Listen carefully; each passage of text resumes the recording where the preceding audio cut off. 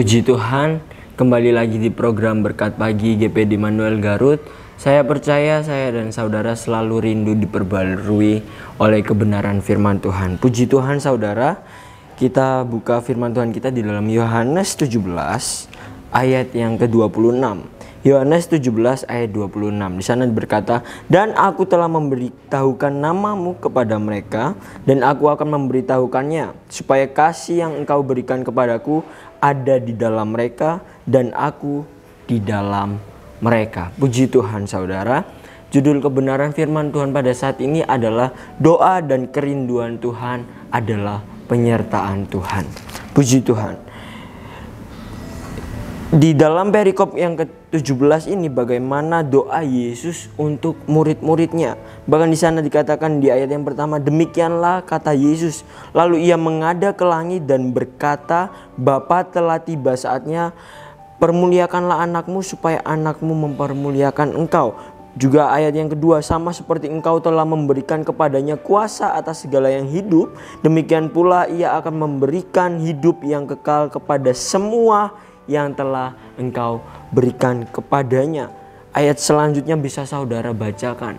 Nah saudara, doa dan kerinduan Tuhan adalah bentuk penyertaan Tuhan. Mengapa demikian? Karena di dalam perikop yang ke-17 ini adalah kerinduan Tuhan Yesus untuk kepada setiap semua orang. Yesus berdoa kepada Bapaknya untuk para muridnya, juga bahkan untuk setiap orang. Nah, bagaimana bentuk doa dan kerinduan Tuhan di dalam setiap hidup kita? Yang pertama adalah Tuhan Yesus selalu berdoa untuk kita. Tuhan Yesus selalu berdoa untuk kita. Saudara, boleh kita baca di dalam Yohanes 17 ayat 6 dan 9. Yohanes 17 ayat 6. "Aku telah menyatakan namamu kepada semua orang yang engkau berikan kepadaku dari dunia. Mereka itu milikmu dan engkau telah memberikan mereka kepadaku dan mereka telah menuruti firman-Mu." Ayat yang ke-9, "Aku berdoa untuk mereka. Bukan untuk dunia aku berdoa, tetapi untuk mereka yang telah engkau berikan kepadaku, sebab mereka adalah milikmu." Bentuk bagaimana doa dan kerinduan Tuhan adalah Tuhan selalu berdoa untuk kita. Mengapa Yesus selalu berdoa untuk kita? Karena kita adalah milik Tuhan. Karena kita adalah milik Tuhan. Sesuatu yang merupakan milik kita, milik pribadi adalah sesuatu yang kita bisa simpulkan bahwa kita memiliki hak penuh, memiliki yang namanya kepemilikan atas hal itu. Nah, kita adalah milik Tuhan.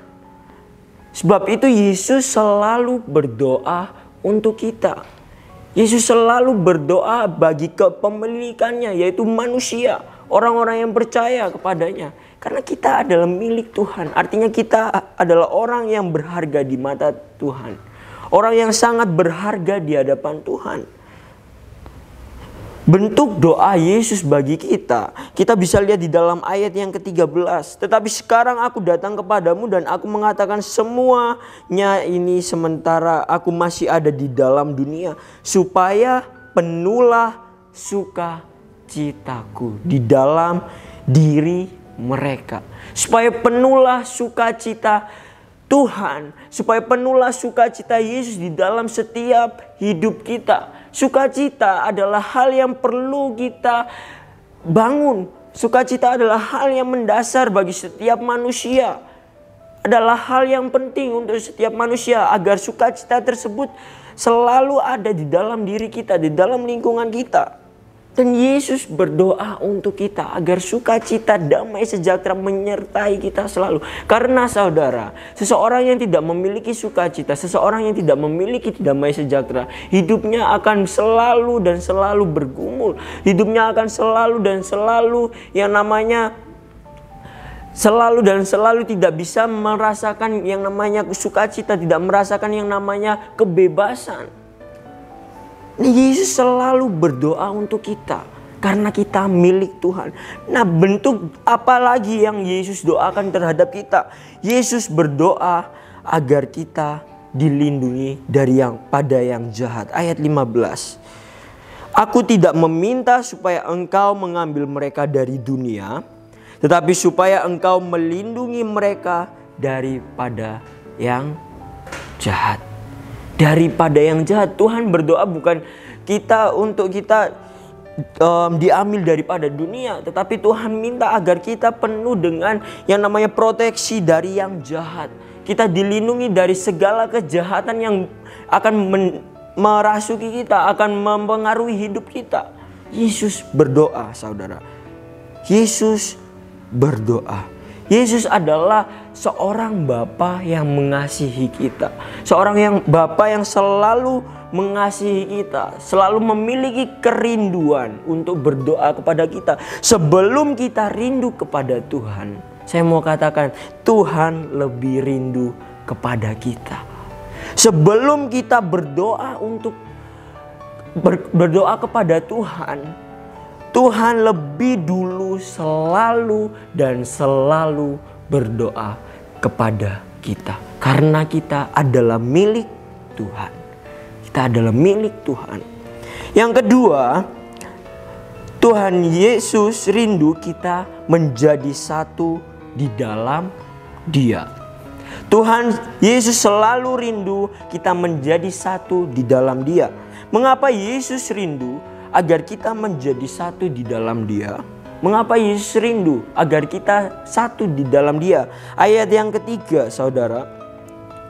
Inilah hidup yang kekal, yaitu bahwa mereka mengenal Engkau, satu-satunya Allah yang benar, dan mengenal Yesus Kristus yang telah Engkau utus. Bahwa mereka mengenal Engkau. Mereka di sini adalah kita, orang yang percaya kepada Tuhan, mengenal Bapa dan mengenal Yesus Kristus yang diutus oleh Bapaknya.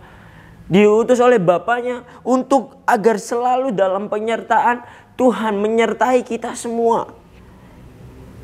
Agar kita mengenal Tuhan, mengenal bagaimana hati Tuhan, mengenal bagaimana pikiran Tuhan, mengenal bagaimana perasaan Tuhan, mengenal apa yang dikehendaki Tuhan. Ketika kita mengenal Tuhan, saudara yang kasih Tuhan, saya percaya berkat-berkat Tuhan menyertai kita. Saya percaya suatu keindahan yang besar ketika kita mengenal Tuhan. Sebab itu mari saudara, kita satu di dalam Tuhan. Tidak ada ruginya. Tidak ada ruginya kita satu di dalam Tuhan. Kita mengenal siapa Tuhan. Kita mengenal dan menyadari betul bagaimana perbuatan Tuhan di dalam hidup kita, saudara. Yang ketiga, selain kita, Yesus rindu kita menjadi satu di dalam Dia. Bagaimana penyertaan Tuhan itu adalah kemuliaan Tuhan bagi setiap orang yang percaya.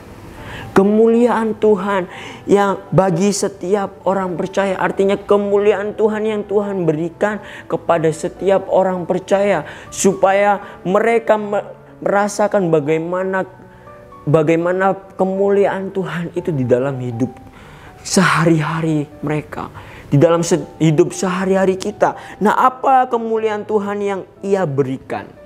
Apa yang Tuhan berikan kepada setiap kita? Ayat 19. Ayat 19. Dan aku menguduskan diriku bagi mereka, supaya mereka pun dikuduskan dalam kebenaran. Dikuduskan dalam kebenaran. Bentuk kemuliaan Tuhan yang diberikan kepada setiap orang percaya adalah dikuduskan dalam kebenaran, yaitu firman Tuhan. Yaitu firman Tuhan yang hidup. Firman Tuhan yang hidup, yang sehingga menuntun kita di dalam kekudusan, dalam kebenaran, menuntun kita untuk menjauhi segala yang jahat, saudara. Dan apalagi yang diberikan Tuhan, ayat yang ke-24. Ya Bapa, aku mau supaya di mana aku berada, mereka juga berada bersama-sama dengan aku. mereka yang telah Engkau berikan kepadaku, agar mereka memandang kemuliaanku yang telah Engkau berikan kepadaku, sebab Engkau telah mengasihi aku sebelum dunia dijadikan. Kemuliaan Tuhan yang Tuhan berikan adalah penyertaan Tuhan. Di mana kita berada, Tuhan selalu berdoa supaya Tuhan juga berada di mana kita berada, saudara. Inilah bagaimana suatu keistimewaan kita di dalam Tuhan. Kerinduan Tuhan adalah penyertaan Tuhan dalam hidup kita. Kita menyadari bagaimana kita hidup di dalam Tuhan. Tidak ada yang namanya sia-sia di dalam Tuhan. Puji Tuhan, saudara. Biarlah firman Tuhan pada saat ini dapat memberkati kita semua dan mengingatkan kita semua bahwa kita di dalam Tuhan. Puji Tuhan, Immanuel, Allah beserta kita.